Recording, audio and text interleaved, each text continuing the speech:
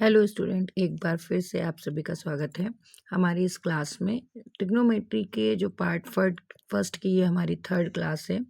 इससे पहले हमने दोनों क्लासेस में किए थे ट्रिग्नोमेट्री में 8.1 में यूज़ होने वाले फॉर्मूलाज को और एग्जाम्पल नंबर फर्स्ट को नोट कीजिएगा, तभी आपको समझ में आएंगे। ठीक है, नेक्स्ट क्वेश्चन में इजी हमारे लिए ये है कि इसमें ऑलरेडी उन्होंने डायग्राम आपको दे रखा है। ठीक है, बुक में भी ऐसे ही लिखा है, in a figure 8.13 find the tan p and cot r। ये हमको फाइंड करना है, क्या? tan p और cot r। कभी भी रेशियो वाले जो क्वेश्चन आते हैं इसमें आपको ट्रायंगल्स की तीनों साइडें पता होनी चाहिए। तीनों साइडों से मतलब ये है कि हाइपोटेनियस, परपेंडिकुलर और आपका बेस। आप इस ट्रायंगल को देखिए, ये जो 90 के जस्ट सामने है तो ये परपेंडिकुलर है, हमें पता है। नहीं, ये हमारी क्या है, हाइपोटेनियस है 90 के जो सामने है। चलो हाइपोटेनियस पता है हमें। एक ये साइड हमको पता है, ठीक है, पर हमको ये वाली साइड नहीं पता है। तो यानी कि एक साइड हमें नहीं पता है और हमको पता तीनों ही होनी चाहिए। तो सबसे पहला काम हमारा यही होना चाहिए कि हमें ये तीसरी साइड यानी थर्ड साइड निकाल लेनी चाहिए। तो किससे निकलेगी? जो निकलती है हमेशा पीजीटी से, यानी कि पाइथागोरस थ्योरम से। तो हम लिखेंगे यहाँ पर सॉल्यूशन में, in triangle P Q R angle Q is equal to 90 degree. तो अब इसमें क्या लगा सकते हैं हम? बाय पीजीटी,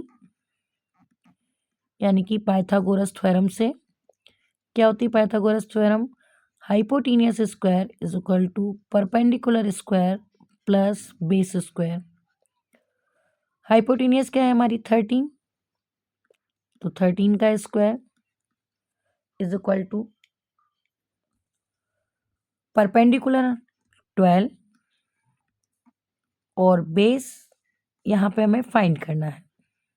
ठीक है, बेस और परपेंडिकुलर, जब तक वो एंगल की बात ना करे तो आप दोनों में से किसी को भी बेस और किसी को भी परपेंडिकुलर मान सकते हैं। ठीक है, 13 का स्क्वायर क्या होता है? 169। इसको नहीं पता, मैं बता देती हूँ। स्क्वायर का मतलब होता है उसी का उसी में 2 टाइम इनटू, उसी को बोलते हैं हम। ठीक है, ये तो खैर 10th स्टैंडर्ड में हम आ गए, हमें पता होगा, बट फिर भी एक बार मैंने आपको बता दिया।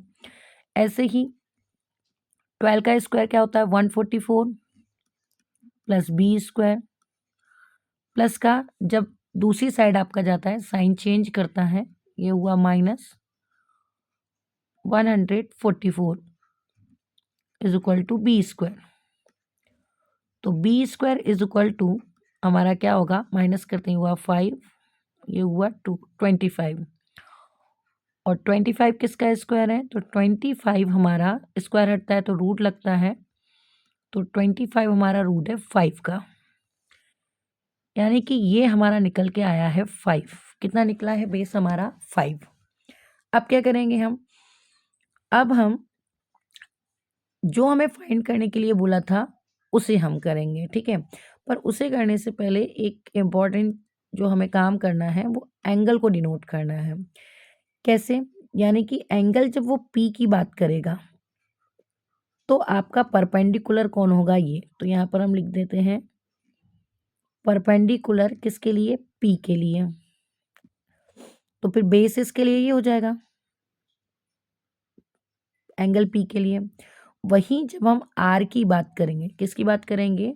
आर की बात करेंगे, तो ऐसी कंडीशन में याद रखिएगा कि इसके सामने ये है, तो यानी कि ये आपका परपेंडिकुलर हो जाएगा किसके लिए? आर के लिए।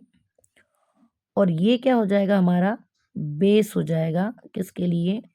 आर के लिए। ठीक है, अब जैसा हमने लिखा है वैसे ही हम यूज करने वाले हैं इसको। देखिएगा, इन्होंने क्या बोला है कि 10p माइनस कॉट आर चाहिए इनको।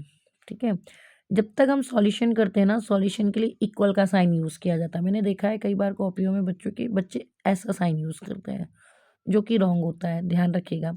सॉल्यूशन जब तक कंटिन्यू चलता है वहाँ पर इक्वल ही साइन यूज़ होता है। हाँ, एरो कहाँ यूज़ करते हैं हम? जहाँ पर हम लेफ्ट हैंड साइड और राइट हैंड साइड दोनों ही लेके चलते हैं और बीच में साइन ऑलरेडी इक्वल का होता है, तो आपका एरो सही है। जैसे अगर मैं यहाँ पे बात करूँ, देखो ऑलरेडी इक्वल है यहाँ पर, है, तो मैं यहाँ पर अगर एरो लगा दूँ तो ये राइट है, ठीक है?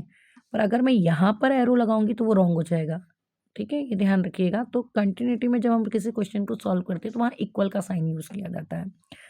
चलिए, tan p, tan की अगर हम रेशियो की बात करते हैं तो tan होता है आपका p अपॉन b। बिकॉज हम एंगल p के लिए यूज़ कर रहे हैं इसलिए हम शॉर्ट में यहाँ पर p और यहाँ पर भी क्या लगा देंगे p। फिर माइनस cot r, ये उल्टा होता है tan का, ठीक है? तो ये हो जाएगा b अपॉन में p। किस एंगल के लिए? r के लिए, तो हम छोटा सा यहाँ पे लिख देंगे r के लिए, ठीक है? ऐसा कुछ ज़रूरी नहीं है आप ऐसा ये लिखें, पर ये मुझे ऐसा लगता है कि आपको लिख लेना चाहिए ताकि आप कंफ्यूज ना हो और चेक करने वाले एग्जामिनर भी वहाँ पे कंफ्यूज ना हो। देखिए, p, एंगल p के लिए अगर हम बात करते हैं तो क्या है हमारा, देखिए ये लिखा है हमने 5, और b क्या है हमारा p के लिए, तो वो है हमारा 12, माइनस r के लिए, r के लिए हमारा क्या चाहिए हमें b, तो ये रहा b हमारा r के लिए क्या है 5, और पी आर के लिए क्या है हमारा, पी आर के लिए हमारा है 12। एक प्लस का और एक माइनस का, तो प्लस माइनस क्या हो गया हमारा कैंसिल, तो आंसर कितना आया हमारा 0, ठीक है? क्वेश्चन के सॉल्यूशन प्रॉपरली नोट करते जाइएगा, ठीक है? सॉल्यूशन तो हमें गाइड में भी मिलते हैं, गूगल पे भी मिल जाते हैं, पर जब हम क्वेश्चन को समझते हैं, किस अकॉर्डिंग समझ रहे हैं, उस अकॉर्डिंग अगर हम नोट्स बनाते हैं तो हमें ईजिली समझ में आता है, ठीक है?